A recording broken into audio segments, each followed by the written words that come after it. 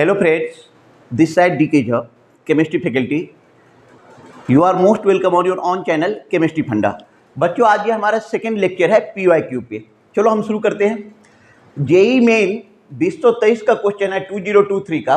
Question कह रहा है कि the decreasing order of hydride affinity, the decreasing order of hydride affinity, और ये चार कंपाउंड दे रखा है।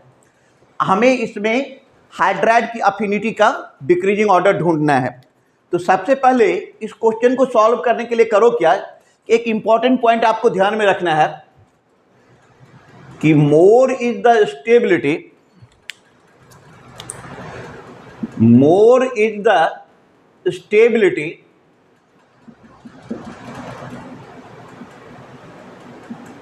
Laser is the affinity, lesser is the affinity, lesser is the hydride affinity, hydride affinity।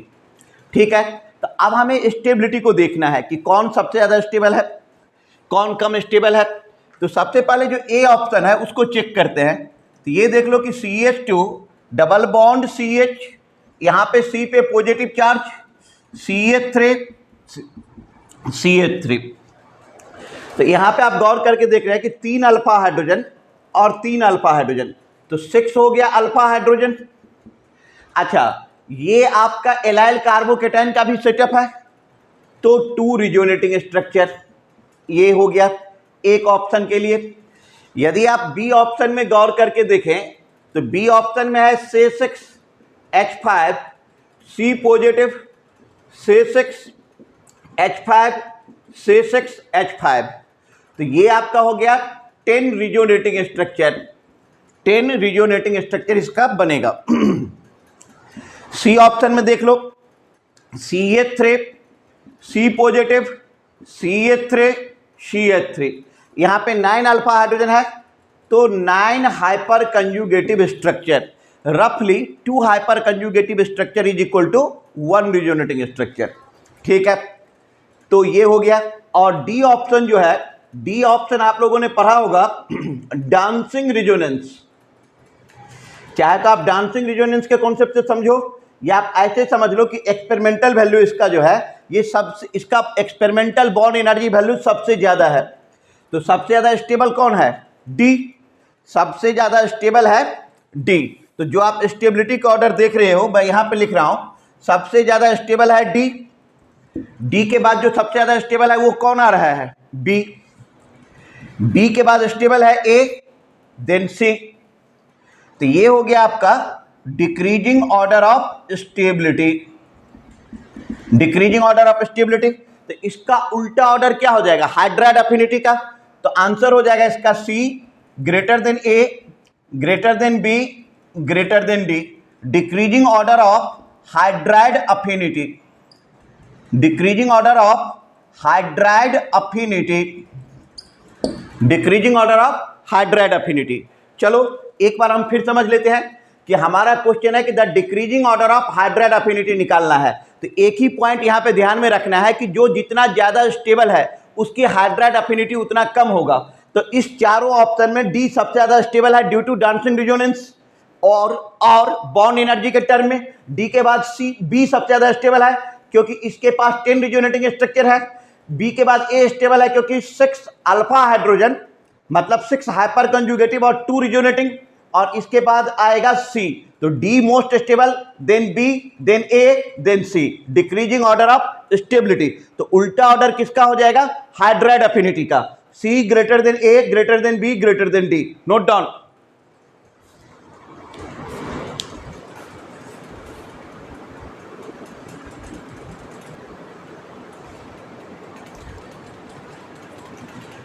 ठीक है बच्चों, अब हम अपने सेकेंड क्वेश्चन की तरफ चलते हैं।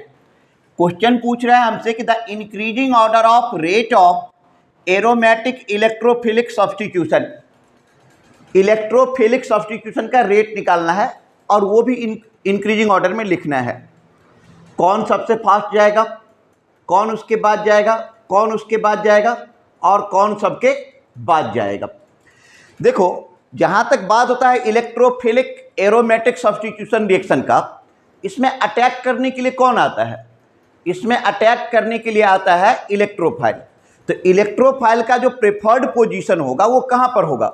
Electrophile always attacks at the site where electron density is more. Electrophile हमेशा उस साइट पे अटैक करेगा जहां पर इलेक्ट्रॉन की डेंसिटी क्या होगी? ज्यादा। तो जहां पर इलेक्ट्रॉन की डेंसिटी ज्यादा है वहां का रेट ऑफ रिएक्शन सबसे ज्यादा, और जहां पे इलेक्ट्रॉन की डेंसिटी कम है वहां का रेट ऑफ रिएक्शन सबसे कम। अब एक एक करके हम देखते हैं कि जो हमारे पास फर्स्ट ऑप्शन है ए में क्या है कि हमारे पास ये एरोमेटिक रिंग है, ये एरोमेटिक रिंग है और इसके साथ लगा हुआ है OH ग्रुप। तो यहां पर इंडक्टिव इफेक्ट काम कर रहा है, जो CH2 ग्रुप का है प्लस आई इफेक्ट ऑपरेट हो रहा है। कौन ऑपरेट हो रहा है? Plus I effect. आप यदि बी की बात करें तो बी में गौर करके देख लो कि बी में ये एरोमेटिक रिंग है, ये OH ग्रुप है। तो बी ऑप्शन में OH ग्रुप के पास प्लस आर इफेक्ट है या प्लस एम इफेक्ट है, और CH2 के पास प्लस आई इफेक्ट है। तो दो इफेक्ट ऑपरेट कर रहा है। आप सी ऑप्शन देख लो, सी ऑप्शन में क्या है कि ये एरोमेटिक रिंग है और एरोमेटिक रिंग के साथ यहां पे लगा हुआ है कीटोन, CO ग्रुप लगा हुआ है, तो माइनस आर इफेक्ट ऑपरेट हो रहा है। कौन ऑपरेट हो रहा है? Minus R. यदि आप डी की बात करें तो डी में गौर करके देखो कि डी में क्या हो रहा है। डी में आपके पास OH है एक, और सेकेंड पोजीशन पे ये साइक्लिक ईथर वाला ग्रुप है। तो OH ग्रुप का क्या आ रहा है? प्लस आर इफेक्ट, और O ग्रुप का भी क्या आ रहा है? Plus are effect. तो दोनों का प्लस आर और प्लस आर आ रहा है।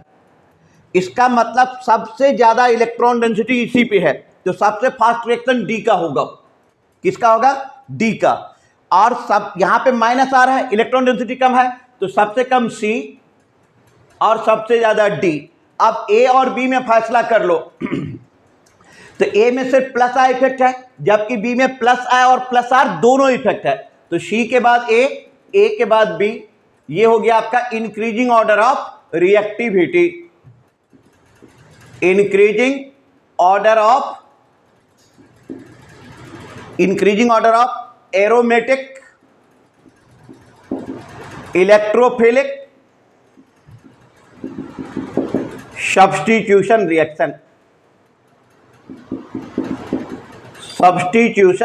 रिएक्शन। चलो नटसेल में यदि हम बात करें तो क्वेश्चन क्या कह रहा था कि increasing order of rate of electrophilic aromatic substitution निकालना है। तो देखने वाली बात यहां पर क्या थे कि इंक्रीजिंग ऑर्डर में निकालना है, तो हम क्या करते कि इसके पास जो है, तो इसके पास कौन सा इफेक्ट है हमें ये देखना था। तो इसके पास था इफेक्ट आपका ये ए ऑप्शन है, तो इसके पास प्लस आई इंडक्टिव इफेक्ट काम कर रहा था, प्लस आई था। बी के पास प्लस एम और प्लस आई दोनों था। सी के पास माइनस आर था और इसके पास प्लस आर और प्लस आर दो था। इसलिए इसका आंसर हो गया सी सबसे कम, फिर ए, फिर बी, फिर D. Increasing order of electrophilic aromatic substitution reaction. Note down.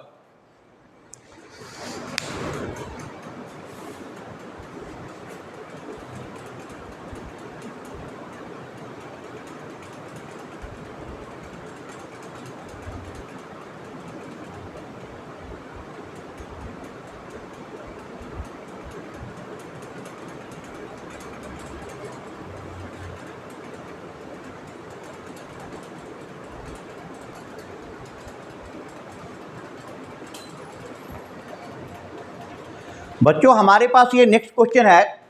ये क्वेश्चन जेई मेंस एग्जामिनेशन 2023 में पूछा हुआ है। क्वेश्चन में ये कंपाउंड दिया हुआ है, ये OH माइनस के साथ रिएक्शन करता है 2 इक्विवेलेंट के साथ, तो बी देता है।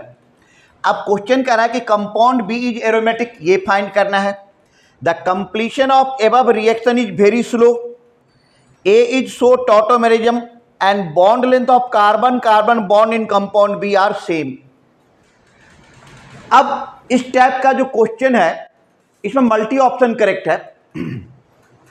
तो सबसे पहले आप इसको कैसे सॉल्व करेंगे, तो ये कंपाउंड ले लो, यहां पर डबल बॉन्ड O है, यहां पर डबल बॉन्ड O है, यहां पर डबल बॉन्ड है, OH है और यहां पर OH है। जब आप इसको OH माइनस के टू इक्विवेलेंट से रिएक्शन करवाओगे, इट विल गिव यू, ये आपको दे देगा, यहां पर डबल बॉन्ड O, यहां पर डबल बॉन्ड O, ये डबल बॉन्ड O माइनस, ये हो गया आपका B। तो ये हो गया A और ये कंपाउंड बन गया B। अब कौन कौन पॉइंट सही है B के लिए? तो देखो कंपाउंड B एरोमेटिक है, compound B is aromatic, compound B is aromatic, क्योंकि कंजुगेशन के साथ इसके पास 6 पाई इलेक्ट्रॉन है। Compound B is aromatic due to, compound B is aromatic as it has 6 electrons in conjugation. In conjugation, conjugation के साथ इसमें कितने इलेक्ट्रॉन हैं? 6 इलेक्ट्रॉन है। अच्छा, ए शो टॉटोमेरिज्म, तो ए टॉटोमेराइजेशन भी शो करता है, तो ए ऑल्सो शो टॉटोमेराइजेशन, ए शोज टॉटोमेराइजेशन, टॉटोमेराइजेशन, ये भी पॉइंट सही है। अच्छा, जब ये रिजोनेंस में आ गया तो bond length, carbon carbon single bond का बॉन्ड लेंथ क्या हो जाएगा? सेम। तो in compound B, in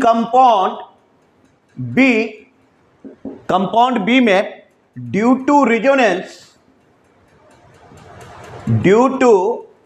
resonance carbon carbon bond length are same, carbon carbon bond length are same. अच्छा, एक ऑप्शन है the completion of above reaction is very slow, वो सही नहीं है, वो गलत है। तो फिर से हम इस क्वेश्चन को देख लेते हैं। जेईई मेन 2023 में पूछा हुआ है कि ये एक रिएक्शन है, इसको OH माइनस के 2 इक्विवेलेंट से कराना है। तो जब हम इसका रिएक्शन करवाते हैं तो जो B बनता है, B क्या बनता है? B बनता है डबल बॉन्ड O, यहां पर double bond O minus this.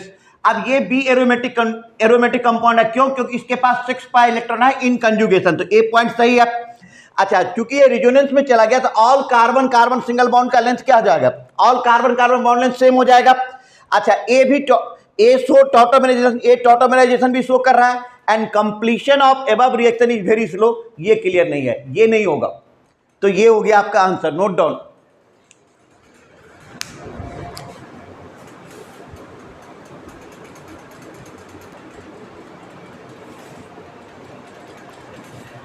बच्चों, अब ये हमारे पास नेक्स्ट क्वेश्चन है जो 2023 में पूछा गया कि which shows highest dipole moment, इसमें से कौन है जो हाईएस्ट डायपोल मोमेंट शो करेगा? तो सबसे पहले आप डी ऑप्शन पे आ जाओ कि डी ऑप्शन में क्या है कि जो दोनों रिंग है वो दोनों रिंग एरोमेटिक है। कैसे? ये मैं करके दिखा देता हूं कि दोनों रिंग एरोमेटिक कैसे है। ये देखो, ये यदि इधर आएगा इस कंडीशन में ये क्या बन जाएगा? ये बन जाएगा, यहां पर डबल बॉन्ड दिस, और ये डबल बॉन्ड इधर नेगेटिव इधर पॉजिटिव। तो in the both ring has aromatic character, both ring has aromatic character, hence it has highest dipole moment, highest dipole moment। Note down.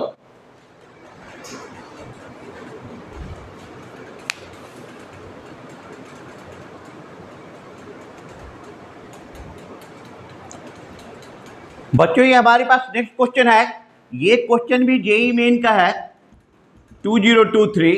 Question कह रहा है कि ये एक डबल बॉन्ड है, इसके साथ CN लगा हुआ है, इसका रिएक्शन हो रहा है OH-CH2-CH2SH। तो प्रोडक्ट क्या बनेगा? सबसे पहले आपको ये देखना है कि ये जो OH है और SH है, इसमें SH बेटर न्यूक्लियोफाइल है than OH। SH is a better nucleophile, SH is a better nucleophile than OH in polar protic solvent, polar protic solvent. Okay, तो अटैक करने कौन जाएगा? एसएच जाएगा। एसएच की तरफ से अटैक हुआ, तो एसएच के तरफ से अटैक हुआ तो ये देखो OH CH2CH2S और ये इधर से जुड़ गया।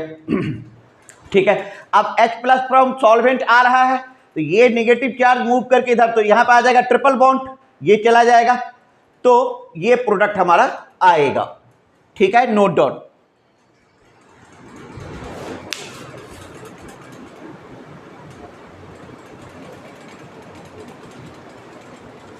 ठीक है बच्चों, इससे आगे हम नेक्स्ट क्लास में देखेंगे। Thank you.